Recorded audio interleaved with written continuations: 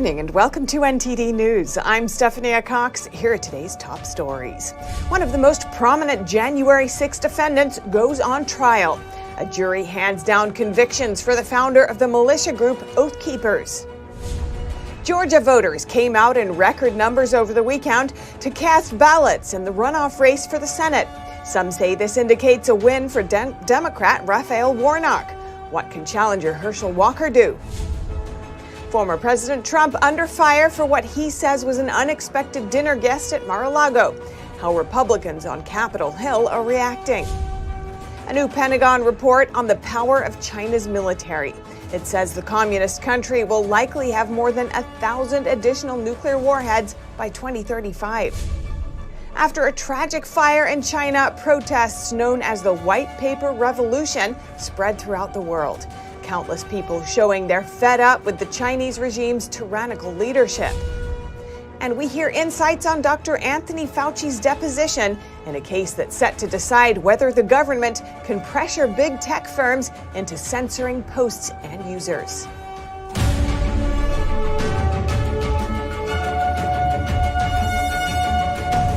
A jury today convicted the founder of the militia group Oath Keepers, Stuart Rhodes, of seditious conspiracy.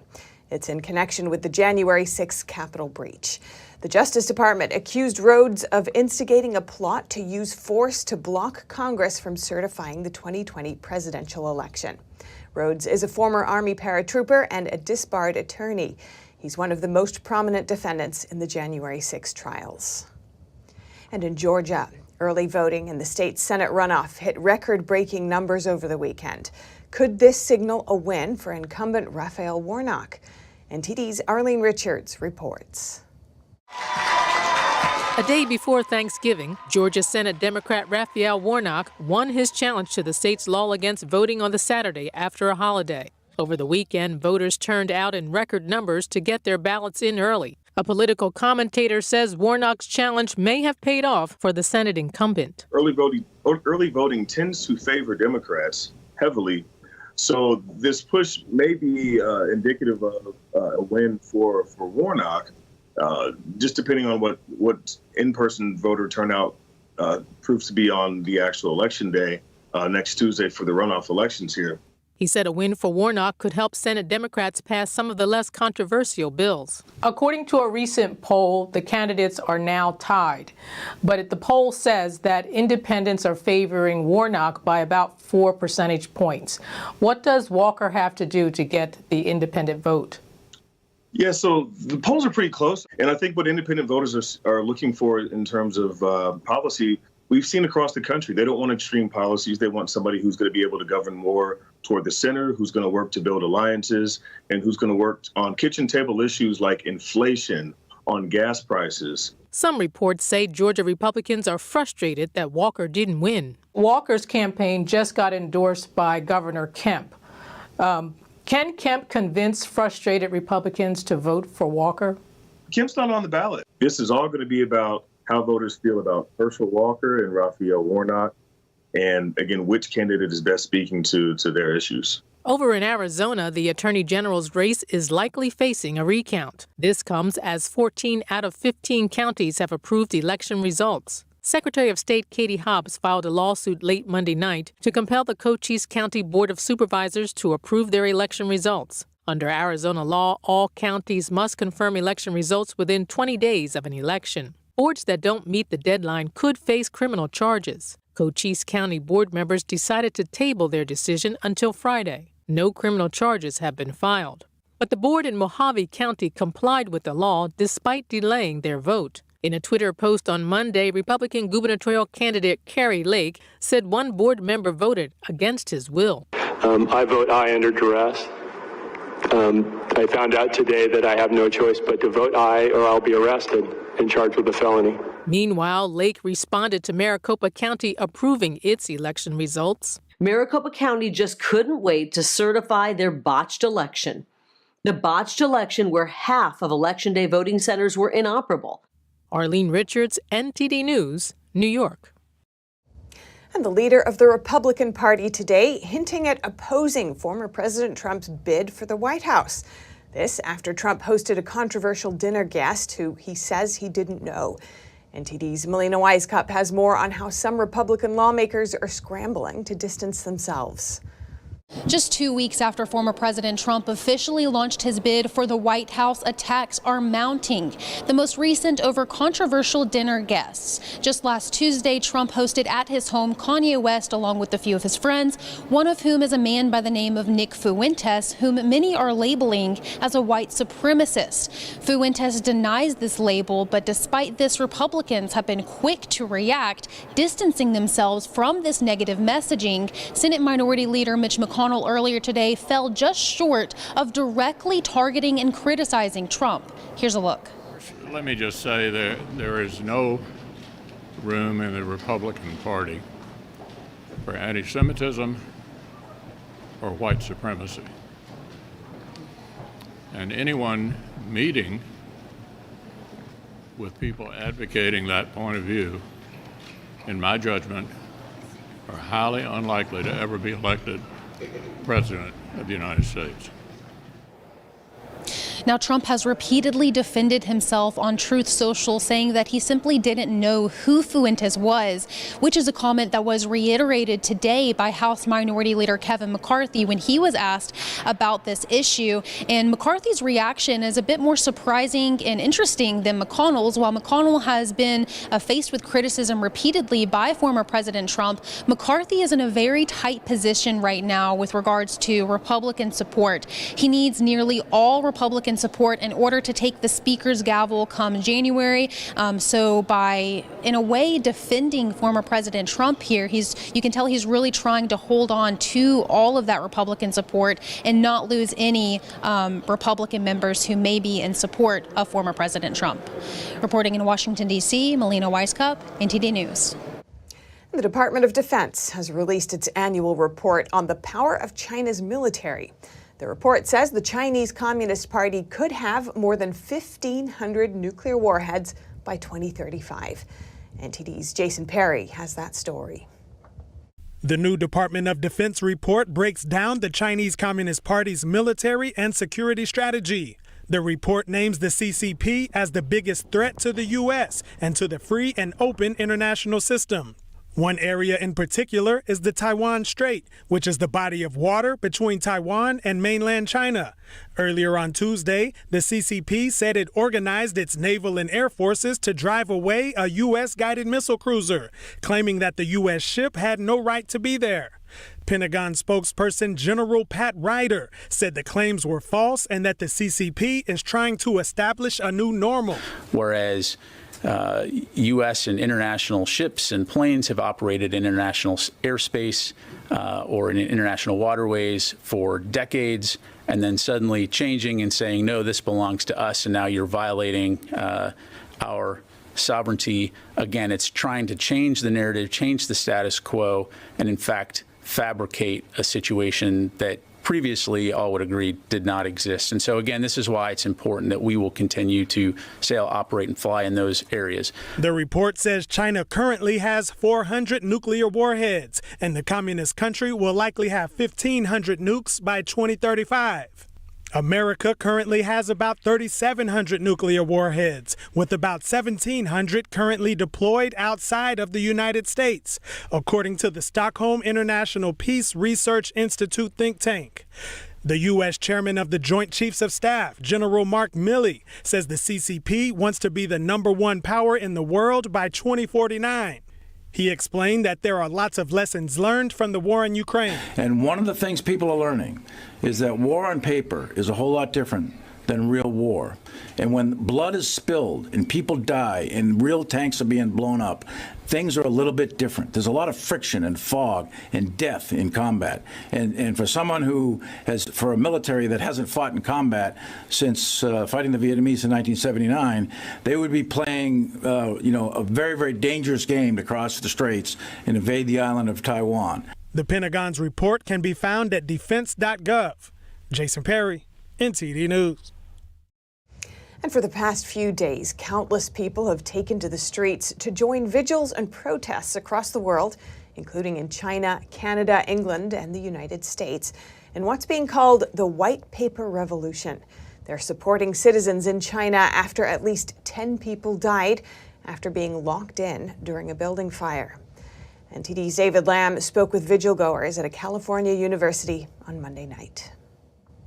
Democracy now! Democracy now! And dictatorship! And dictatorship! On Monday night, hundreds of people gathered at UC Berkeley's iconic Say Their Gate to pay tribute to those who died trapped in a building fire in China. The candlelight vigil follows the deaths of at least 10 people on November 24th in Xinjiang province's capital, Urumqi.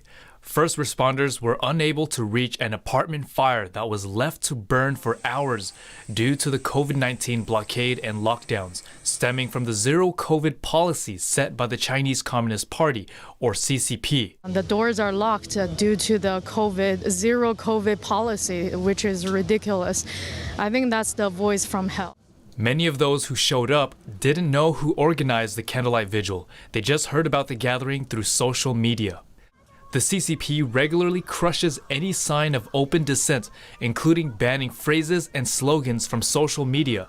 In response, citizens now use blank sheets of white paper as a sign of protest. Because they are more brave than us. They have more courage than us. They are risking their entire life to going on the street.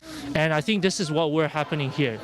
That, we being in the States, being in Berkeley, we have the freedom to say whatever we want to say. But it is my sincere wish that everyone in mainland China can be like this. Supporters like Andrew and Emma hope people in China know that people outside are supporting the protesters, those who have endured the CCP's subjugation for decades. Others noted worldwide support. This signifies that there truly needs to be a change. When a lot of people worldwide are doing this means something. It's because the people inside China can't do it themselves. It's hard. The government will shut them down. The government will kill them. So right now the vigil is still happening. The event started at 7 p.m. and it's about 8:30 now. People are still here. They're still paying tribute to those that were victims of the Urumqi fire in Xinjiang. There'll be 2 more vigils in the Bay Area, and it's all to call for the end of the CCP and the end of dictatorship. David Lamb, NTD News, California. And turning now to Dr. Anthony Fauci and insights from his recent deposition in a case that could decide whether the government here in the U.S. should be able to pressure big tech firms into censoring posts and users. Earlier today, I spoke with Younes, litigation counsel at the New Civil Liberties Alliance. She's representing 2 of the authors of the Great Barrington Declaration, a document that advocated for protecting high-risk groups from COVID during the pandemic instead of enforcing mass lockdowns. They say they've been affected by big tech censorship, which they believe was influenced or directed by government officials. So, what did Fauci have to say? Younes, welcome to our show. Thanks so much for joining us. Thank you so much for having me back. Now, Janine, you sat through Dr. Fauci's deposition. What stood out to you about it? Well, what stood out to me was that he couldn't recall anything specific, no specific emails or people. He seemed to be very evasive in answering questions. I would say that was the number one takeaway. And we'll get into some of this in more detail. But to start with, we know from emails that Fauci and others at the NIH wanted to publicly discredit the Great Barrington Declaration. But he said in his deposition that at the time it was published, he was too busy to be concerned with it. What's your response to that? Well, we know from emails between him and Francis Collins of the NIH that that's not really true. They had talked about, well, it was Collins's words were that they needed to do a swift and devastating takedown of the declaration. There were exchanges about, calling the scientists dangerous, nonsense. So we know that's not true, and I suspect it was a way to just sort of squirm out of the question because he did play a role in making sure that the scientists' views weren't heard. You've said Fauci defended lockdowns on the grounds that China had used them to contain the virus. And you said that he didn't express regret about the losses that lockdowns inflicted? He really doesn't seem to acknowledge that they have very many losses. And that wasn't discussed so much at the deposition, but he insisted that, his friend or deputy Cliff Lane had gone to China in early 2020, and he said that Lane saw that they had successfully contained the virus through lockdowns. So we needed to adopt social distancing measures ourselves. Now, I noticed he didn't use the word lockdown. He kept saying social distancing measures, but it was clear that he was talking about lockdowns. I think he knows that lockdown is no longer a very popular term. Yeah, do you think this rebranding is a way to distance himself from the policy and evade responsibility for it, considering what's happening now in China with massive violent anti-lockdown protests? Yeah, and I think, I think there's some like confusing people a little bit. So they think if they hear him, they say, oh, he just supported social distancing, not lockdowns. But what is social distancing really? And lockdowns are basically just government mandated social distancing, saying that businesses can't be open because people can't stay far enough apart or whatever. It was clear to me from context, he wasn't just talking about, staying 6 feet away from someone at the dinner table or something. He was talking about government imposed restrictions. And Fauci apparently said he couldn't recall the details of a phone call with scientists early in the pandemic who told him that it's likely the virus came from a lab. And he couldn't name any of the studies that he said had convinced him that masks work. What would justice look like to you in the context of this apparent abdication of responsibility? Well, unfortunately, this lawsuit is suing Fauci in his official capacity, so he can't be held personally responsible. I've seen lots of people on social media saying they hope he winds up in prison or, out of a job. When you sue someone in their official capacity, they can't really be held personally responsible. They don't usually suffer personally. So what would, the outcome here is that a judge says that government cannot be telling social media companies who and what to censor. But it's unlikely that I think Fauci will get the punishment that I think a lot of people feel he deserves for not having any concern for human and civil rights. Is there anything else that you think our viewers should know about this? One other thing that I noticed was he sort of held those who oppose government restrictions to a very high standard of proof. So he would often say, well, there were no studies, there were no randomized control studies, or there weren't enough. But when it came to his favored policies, which are government restrictions, masks, lockdowns, mandates, he would seize on the thinnest of evidence. So his friend going to China and seeing that lockdowns work there, which is, of course, we know China can't be relied on for accuracy in reporting the death toll. And also, they obviously didn't effectively contain the virus because they're having like their 8th round of lockdowns right now, which are spurring protests. So, it's clear that he has an extreme bias in favor of government restrictions. Yeah, fascinating insights. Thank you so much, Janine Younes, litigation counsel at New Civil Liberties Alliance. Really appreciate your time. Thank you so much for having me. Biden and Congress are scrambling to prevent a nationwide railroad strike, what they're vowing to do, and how we ended up here. NTD's Iris Tao has more. President Biden has called himself a proud pro-union president, but now he's staring at a holiday season rail strike that could threaten the economy. Meeting with lawmakers today, Biden calls on Congress to block the strike by imposing a deal that some unions can get behind. And Congress, I think, has to act to prevent it. It's not an easy call, but I think we have to do it. The economy's at risk. A nationwide rail strike could come as early as next Friday on December 9th, and that's after union workers rejected a deal previously negotiated in September, saying it lacks pay sick days. And we had members who were forced by their employer or the railroads to stay home in quarantine without pay. Striking is the last option for us. And the cost of the rail strike could be huge. Not only could it throw holiday shopping off the rails, it could also idle shipments of food and fuel and strand millions of travelers. The estimated economic damage, $2 billion per day. And as Biden warns that it could devastate our economy, congressional leaders are vowing to take up legislation to force a deal as soon as possible. Again, I don't like going against the ability of unions to strike, but weighing the equities, we must avoid a strike. We're going to try to solve this ASAP. On the Republican side, House GOP leader Kevin McCarthy says he expects the bill to pass, but he also criticizes Democrats for dealing with it the last minute. If you're passing a bill to force the rail workers to work, how strong is your economy? Meanwhile, while in Michigan today, President Biden touts the economy, citing what he calls slowing inflation and low unemployment. Reporting in Washington, D.C., Iris Tao, NTD News. The Supreme Court today heard arguments in an immigration-related case. The Biden administration wants the High Court to uphold a deportation policy it tried to implement last year.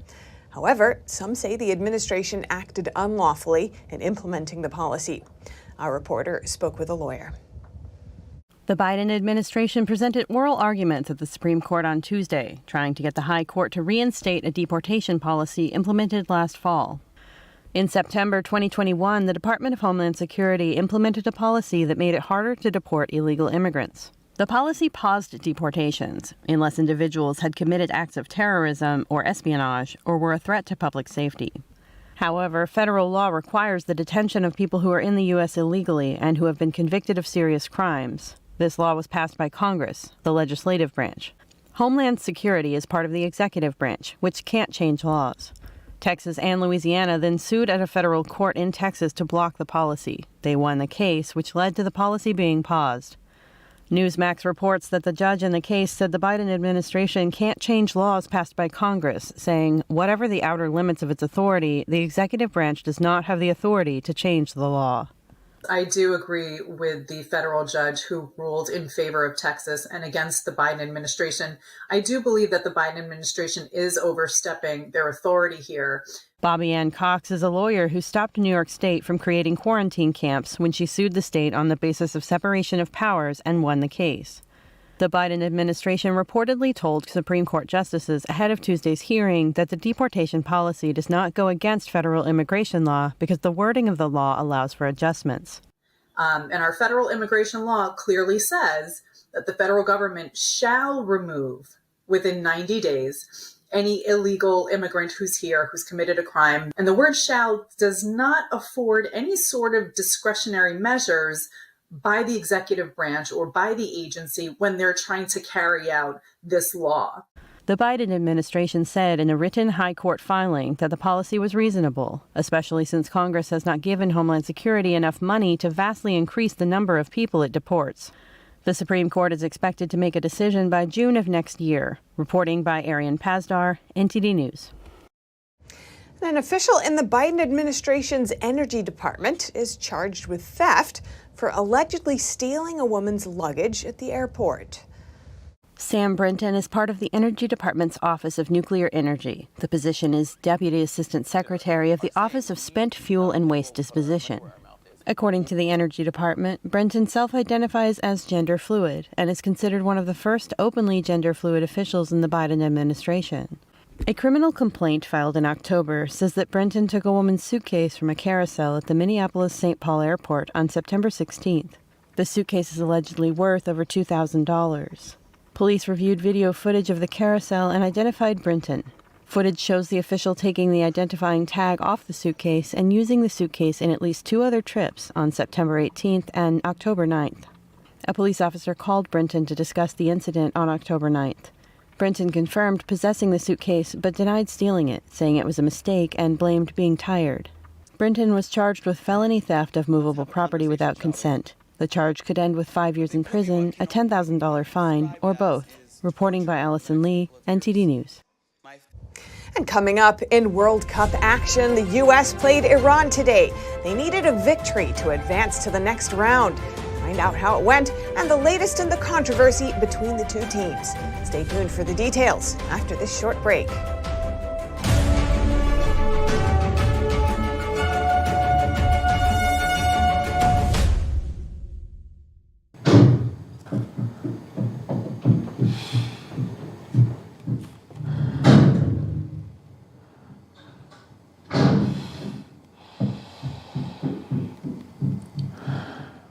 I love you!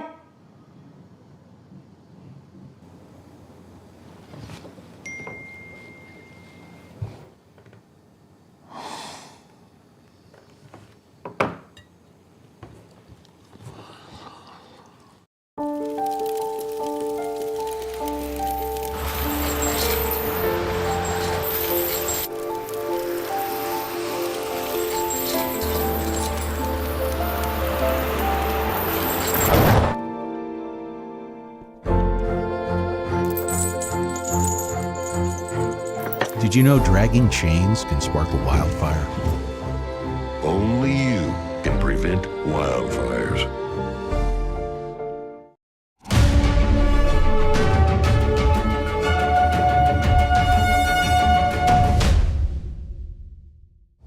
In World Cup action, the United States beat Iran 1-0 today to advance to the next stage. Christian Pulisic scored the game's only goal, coming in the 38th minute. The team will play the Netherlands on Saturday in a win-or-go-home matchup. And now, for more sports news, here's NTD's Dave Martin. Thank you, Steph. The United States and Iran played a pivotal match at the World Cup today, but so much more may be at stake than just a trip to the next round. According to CNN, the families of Iran's World Cup team have been threatened with imprisonment and torture if the players failed to, quote, behave ahead of their match against the U.S. Now, in this instance, behave seems to mean singing the national anthem and not joining any political protest against the Tehran regime. The regime has been rocked by a significant human rights movement following the death of 22-year-old Mahsa Amini, who died in September after being detained by the morality police for not abiding by the strict dress code. The players initially refused to sing the national anthem before their opener against England on November 21st. Reportedly, though, they were then threatened by members of the Iranian Revolutionary Guard Corps after the match. The team then took part in singing the country's national anthem before their next game. And in golf news, Tiger Woods will not be taking part in the Hero World Challenge this week as originally planned because of plantar fasciitis in his right foot. The 15-time major champion is still planning to play with Rory McIlroy, Justin Thomas, and Jordan Spieth in the latest edition of the match on December 10, though.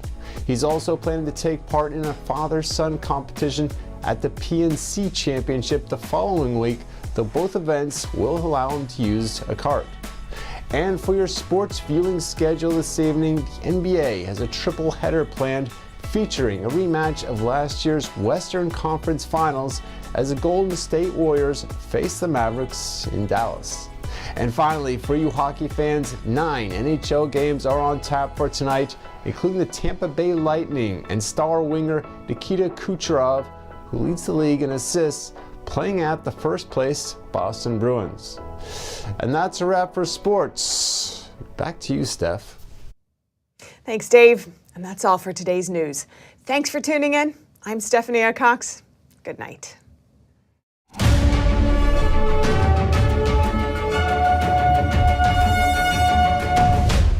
Thanks for watching us on YouTube. Did you know YouTube only keeps selective videos on its platform? So if you want to make sure you get the full picture, just subscribe to our newsletter. Go to newsletter.ntd.com and sign up. It's free.